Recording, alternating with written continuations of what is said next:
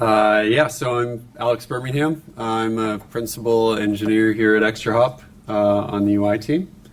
And I've been experimenting with ts-morph for the last few months, and it's been kind of an interesting journey, and I've really enjoyed it. So I thought I'd give a presentation on it. What is ts-morph? So this is ts-morph, or at least this is the little blurb that you find when you go to the ts-morph GitHub page. And I'm certain that you cannot read it. Pretty certain. Because I can just barely read it from here. Yeah, it's basically a TypeScript library. And it acts as a compiler wrapper. It exposes the TypeScript nodes that are a part of the TSC abstract syntax tree, the TypeScript compiler abstract syntax tree.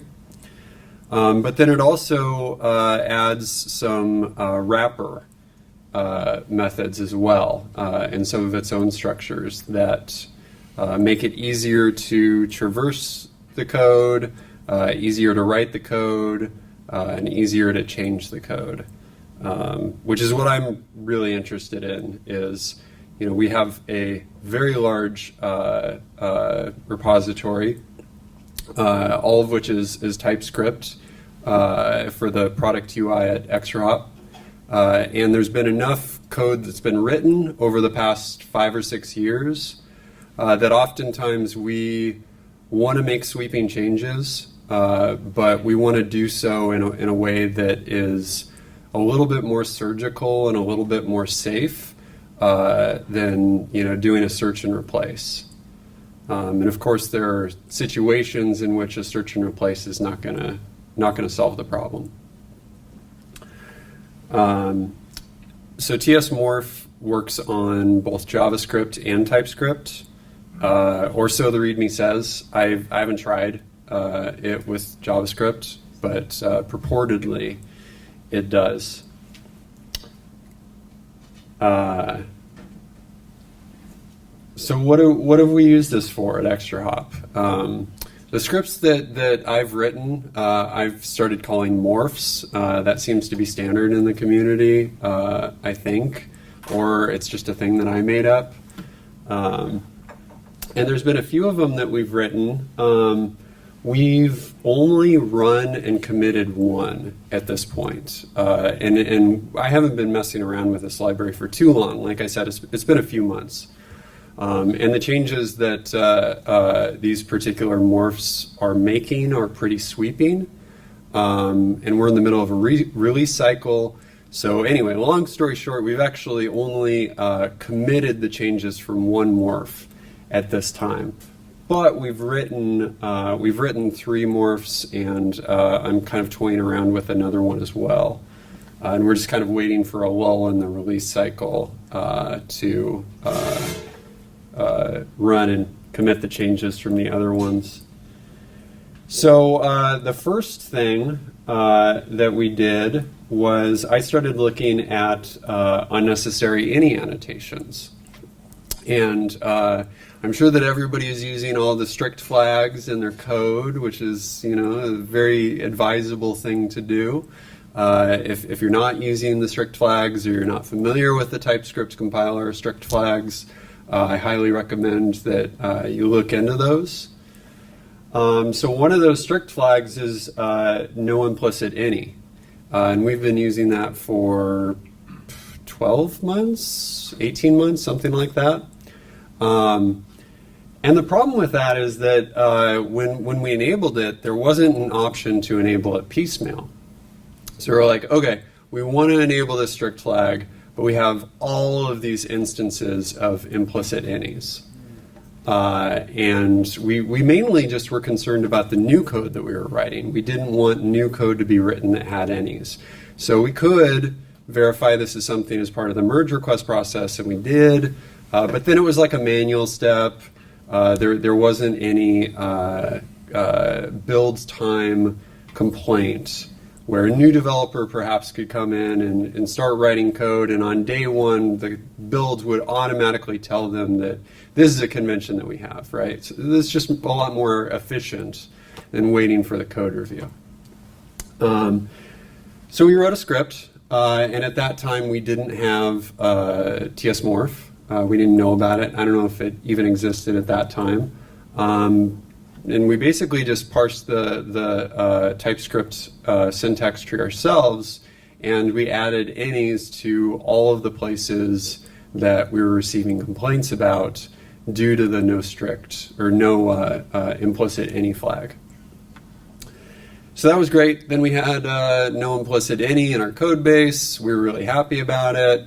The only problem was that as time went on, TypeScript got better at inference in some cases, and in some cases we started adding better context, adding better types to the surrounding areas of these instances of code that had sort of been like blindly annotated with any. And so all of a sudden, like we found that there were many cases of any that didn't actually need to be there anymore. That if you removed them, a better type was inferred, and there was no reason to have the explicit any. So we wrote a script with ts-morph, and the way that it works is it goes through the code, and it attempts to remove the any annotation everywhere that it finds it. It asks that file for diagnostics.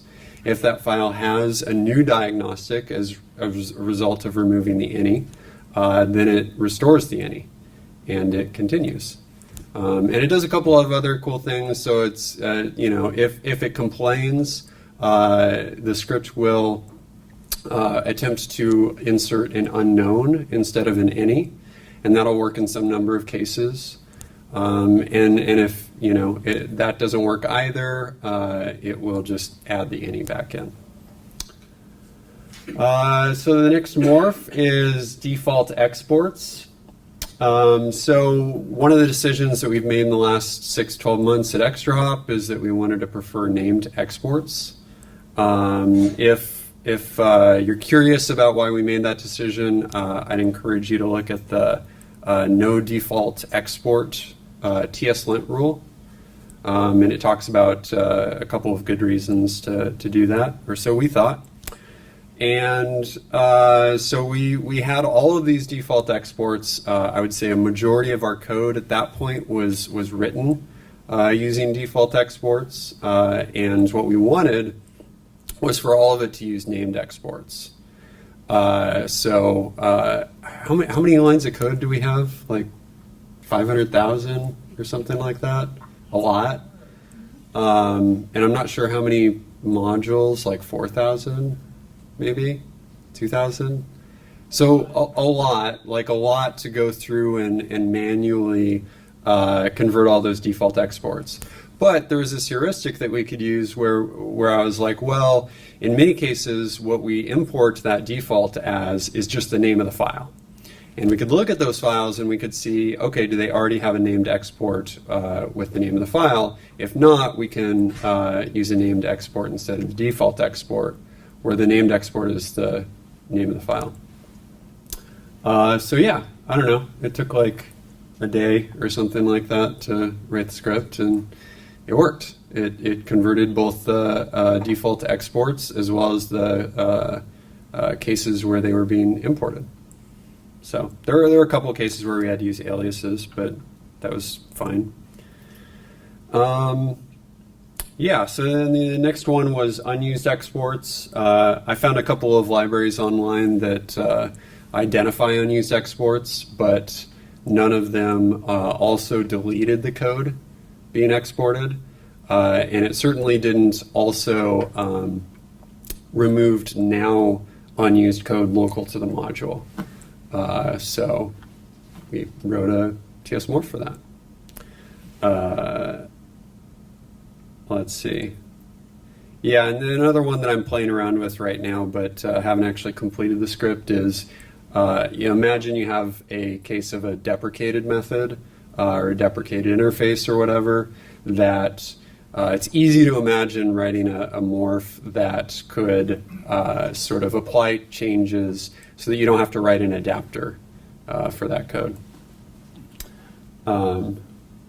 Yeah, and then the last three items are not morphs. They're just included to make the page look more full. And so what I did was I went to a slogan generator and I typed in ts-morph, and this is what came out. And there were like 30 or so, and these were the ones that made me most happy. So I've included them here, and I hope that they make you happy too. Like, things happen after a ts-morph. I want to know what that is. What things happen? I kind of hope something happens after a ts-morph. Yeah, it begs the question. So yeah, the downsides, of course, with any tool, there are downsides. The biggest issue is get blame. We've run a lot of automated scripts against our code base to do transformations. That's been something that we've just had to weigh the pros and cons of in dealing with legacy code. And in some cases we've decided it's been worth it. In some cases we've decided that it hasn't been. But one of the reasons that we sometimes lean against it is that your git blame and your file history is going to become more complicated and more obfuscated. So it's something to be aware of. It's going to change the authorship of lines. And then just this XKCD, I don't know if people can read it, but just talks about the problem of, well, how long does it take to do the thing manually? In some cases, not that long. And if that's the case, then maybe do it manually. But yeah, either the first morph that I wrote, I definitely could have just made the manual change more quickly. But then the second one, I feel like I got my ROI on because I'd learned ts-morph. So now it's just all upside. And I would strongly recommend researching and using prettier in your projects. We also use ESLint or TSLint fix, which will soon be ESLint fix because now that's the new TypeScript linter. And it's just a great tool in general. I'd recommend that anybody use it with a JavaScript or TypeScript code base. But the great thing about it with ts-morph specifically is that then you can focus on the semantic correctness rather than having to worry about, well, when the AST gets written back to the file, what does it look like? Is it using spaces or tabs? Is the indentation correct? Yada, yada, yada. We just don't care. It could all be in one line for all I care. And I just run prettier, and then it's exactly what I want it to be and what our build demands it to be. So let's do it. Let's write a morph. Okay, so we actually have a ts-morph playground directory in our code base that I added because I thought that would be a fun little thing for people to have access to, and it would encourage people to learn the tool. So I'm in there now. This is just like a basic bare bones morph script. It's called remove dead code whip.ts. And I've got an import from ts-morph where I import project. I declare a main function, and then I call the main function. So it's pretty straightforward. I'm importing our product UI code base. I do a console info that says I've started. I load the project. I grab all of the source files, and then for each one, I log the file path out to the command line. So let's go ahead and just run this as is. I kind of want this to be down there, actually. if that's a thing that I can do. I mean, it certainly is.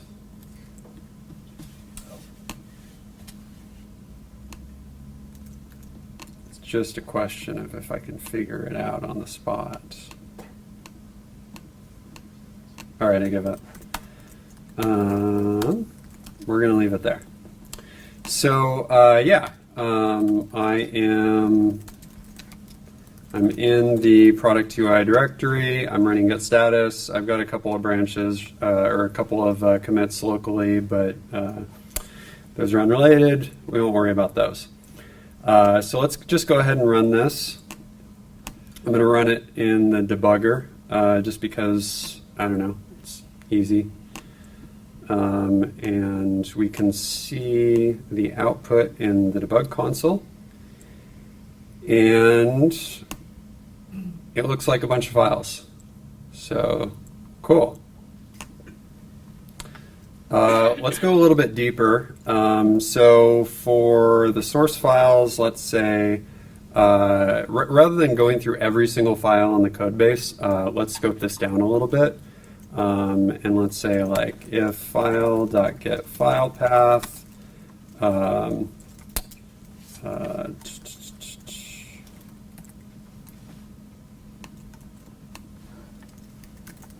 includes source slash sources return.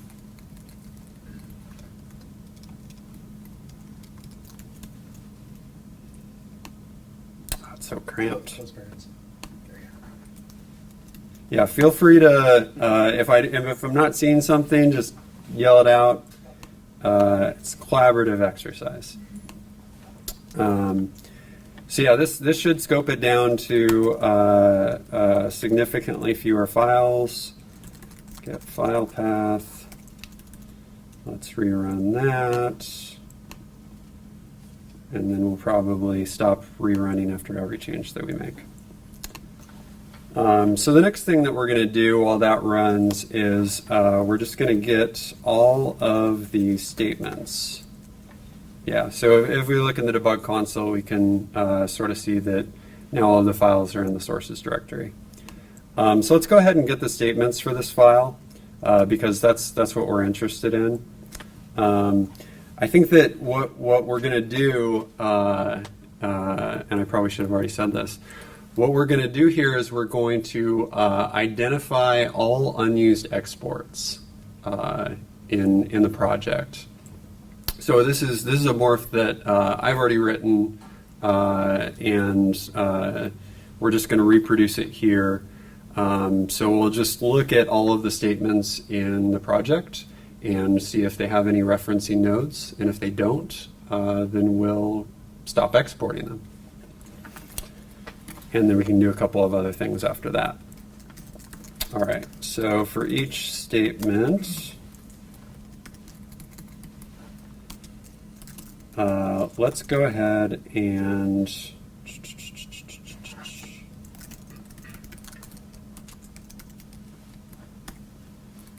just stop right here real quick.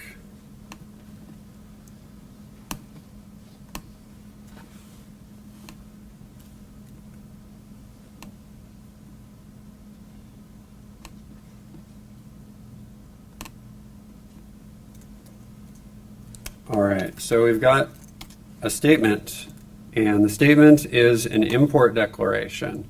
And it's got a whole bunch of stuff on it, particularly if I start unnesting these properties.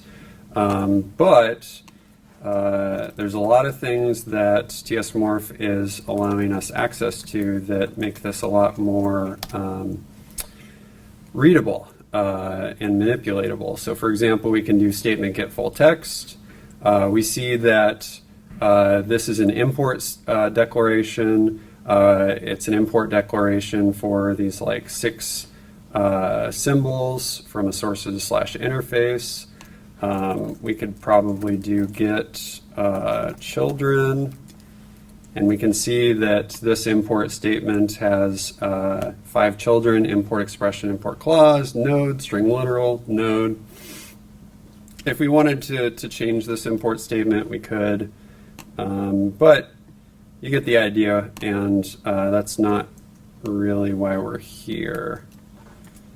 All right, so I'm going to cheat a little bit at this point for the sake of time.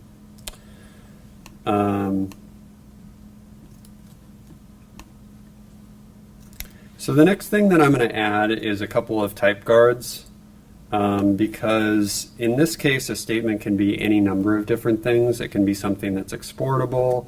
It can be a const statement. It can be a type alias, all sorts of things. But in our case, we're interested in a couple of specific node interfaces.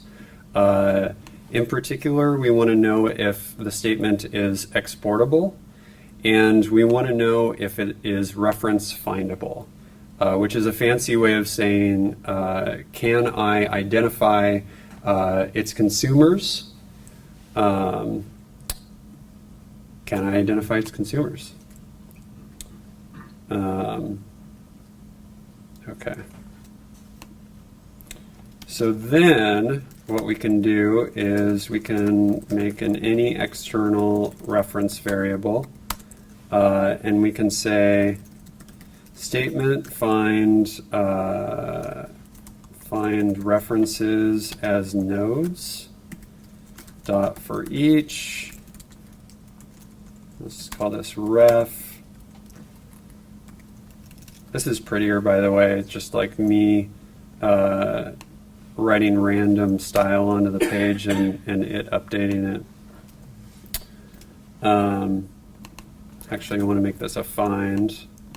And so we're going to do return ref dot get source file dot not equal to our file. And then prettier says you don't need those brackets.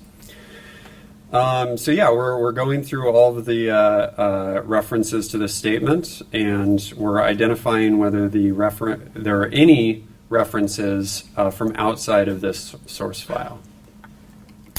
And if there is an external reference, then we can just return and continue on to the next statement.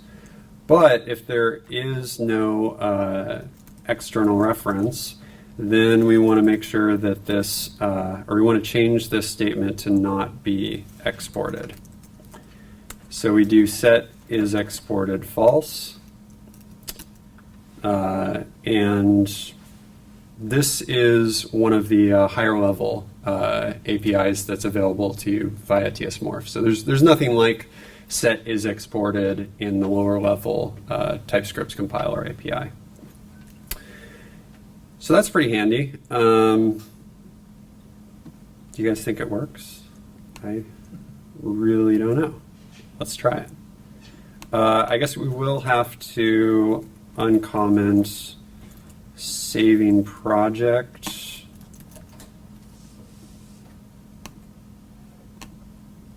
Or rather the await project.save.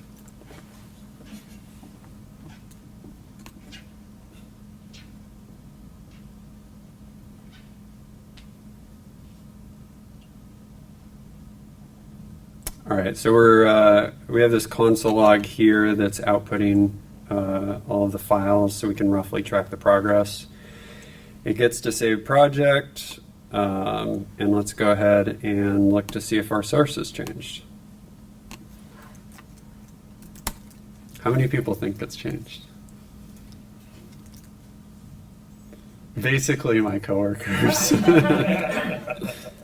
Hey, it worked. Okay, so what we see here is we have a number of different exports that have been removed. Again, we don't have to worry about whether the syntax or the style is correct, because we can always run prettier later. We don't care about that. Okay, cool. I mean, that is already a deliverable.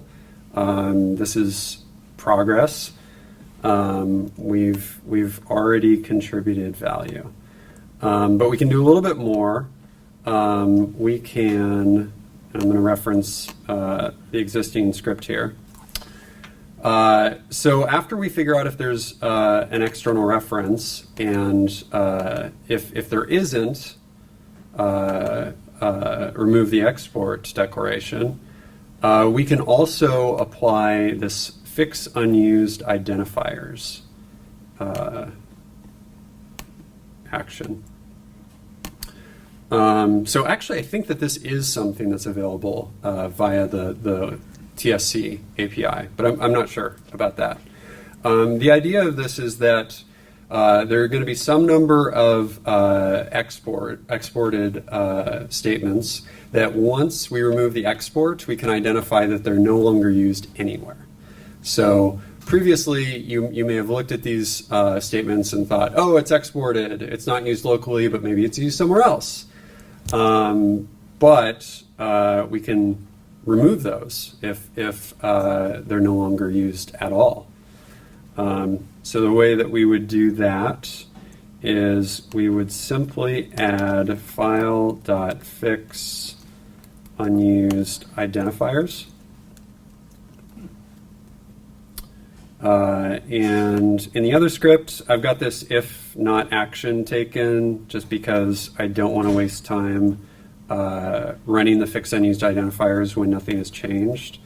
But we're not running against that many files because we have this scope to a particular directory, so who cares? Okay, so I just undid our changes. I'm going to pull up one of the source files. And in this case, device group type, if we look at the references, is only used in this file. And device group name is not used at all. But currently, if we were to run fix unused identifiers, we wouldn't be able to tell because fix unused identifiers is local to the module. And most tools look at this and say, well, it's not used here, but it's exported, so can't remove it. And maybe that's intentional. Where was I going with that?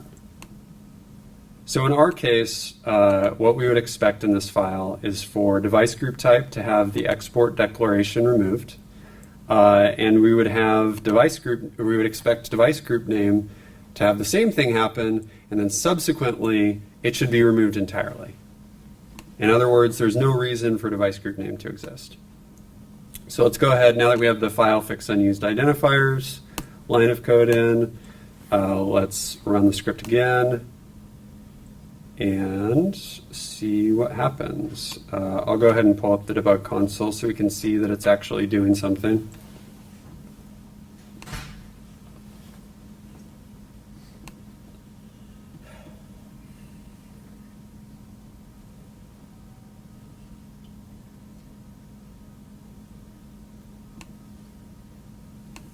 All right.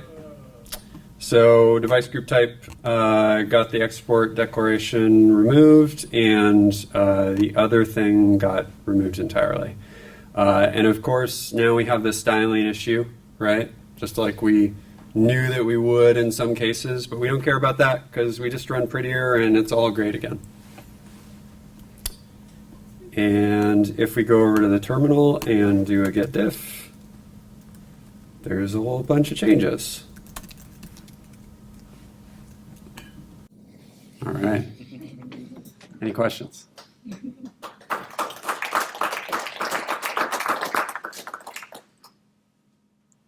if ts-morph was a Power Ranger, Maybe ts-morph is the team, like together, because they combine a lot, right? And the individual rangers are the morphs. It's not a perfect analogy.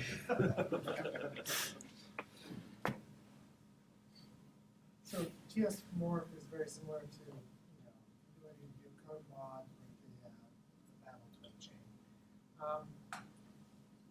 And that's because the TypeScript compiler doesn't have a plugin architecture, so this is like involving your source code directly. Is there anything that you could do with ts-morph to like add features to TypeScript, such as some of the like future of ExtraScript features? I don't know, like the pipe operator or something like that. Right. Couldn't do anything like that with ts-morph. It's always after the fact, right? Yeah, that's a good question. Not to my knowledge, no. But it's an interesting question. I mean, to me, you would need to modify the TypeScript compiler itself, which if you wanted to do that, I might, ts-morph might be a great way to become familiar with it, because you do deal with the underlying nodes. But I don't know. Have you tracked any metrics, you know, code size, anything that's, I mean, anything quantifiable, I suppose? Yeah, like in terms of the size of the change or like the value of the changes. Sure. In any way you like. It's a good question. If we looked at the commits where the morph that we've run and applied was applied, you'd see that there are a lot of lines changed. And you know, I could look at those and tell you how many lines changed, how many files were changed, things like that. I mean, in many ways, like the amount of code that's changed is actually unfortunate. Like the more code that's changed, the more git blame is screwed up, and the more like layers of indirection that you've created in your version control history. Because then every single time I look at this file, I have to look at that, you know, ts-morph commit, and there are complicated things that you can do to amend or break the morph commit up such that the author will be preserved, but you can't do it without, you know, major git surgery and rebasing to have the commits be preserved. So, But you are maintaining less, you know, dead code and things like that, right? So. yeah, I mean, qualitatively, it seems like it's been worth it. The named exports is the one that we've run so far, and I've really enjoyed that. Basically, what that means is, you know, I can type out the name of a particular class or interface or whatever that I want, and VS Code is now auto-suggesting it. Whereas before, when it was just the default export from a file of the same name, VS Code wouldn't auto-suggest it. So that's been super helpful. Yeah. Is it capable of adding type applications like annies or bangs? We have used this instead of our script that we used. Yeah. So annotations are easy. Type annotations are easy to add and remove. Bangs, I would imagine, would just be another node, so that should be easy as well. One caveat is that comments are kind of hard to deal with. Sometimes they're included with the commenting, with the node that occurs immediately after them. So like a JS doc comment is actually part of the text of the node that it's commenting on. And that gets kind of tricky. And yeah, I don't know. I don't want to talk too much about that because it's probably not very interesting. But it's very interesting when you run into it as a problem. Can it add ignore comments? Yeah, that's a good question. So we have a lot of lint rules at ExtraHop because, again, we want a new developer to just be able to open up the code base, write code, and know as soon as possible whether the code that they've written is acceptable. You know, it's much worse if we have to wait, if they have to wait 4 hours or a day to hear about it from a more senior developer or a more tenured developer. So we've added a lot of lint rules and just added ignore comments for the existing offenders. And that's worked out really well for us. And those are easy to add and remove with ts-morph. Yeah, those are not as hard as JS-doc comments. The JS-doc comments are the trickier ones. Although now they say that there was a script where I was having difficulty with ts-lint ignores, so maybe that's not true. Maybe those are difficult in some cases too. Anyway, getting down in the weeds on that one. Does anybody have any other questions?